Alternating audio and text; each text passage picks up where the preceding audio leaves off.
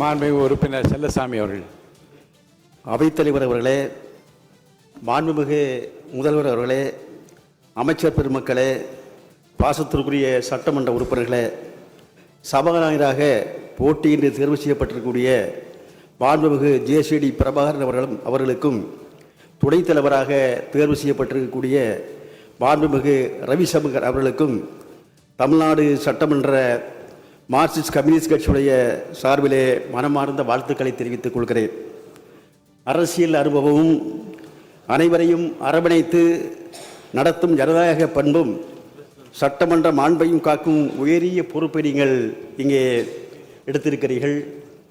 மக்களின் உரிமைகளையும் உணர்வுகளையும் பிரதிபலிக்கும் ஜனநாயக முறைப்படி தொடர்ந்து செயல்பட வேண்டும் என்று நான் மனப்பூர்வமாக கேட்டுக்கொள்கிறேன். இந்த அவையிலே இன்றைக்கு எந்த விதமான பாரபட்சமும் இல்லாமல், கட்சி வேறுபாடு இல்லாமல், எந்த வேறுபாடும் இல்லாமல் தாங்கள் இங்கே ஏகமனதாக தேர்வு செய்யப்பட்டிருப்பீர்கள்.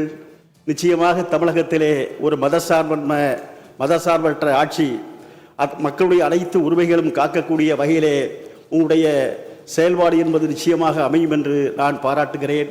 அந்த முறையிலே நம்முடைய அனைவரையும் எந்த விதமான பாகுபாடும் இல்லாமல் வழிநடத்தி நல்ல ஒரு சட்டமன்றமாக அவை தலைவராக இந்த சட்டமன்றம் அமைய வேண்டும் என்று மார்க்சிஸ்ட் கம்யூனிஸ்ட் கட்சியின் சார்பிலே வாழ்த்தி விடைபெறுகிறேன். அனைவருக்கும் நன்றி, வணக்கம்.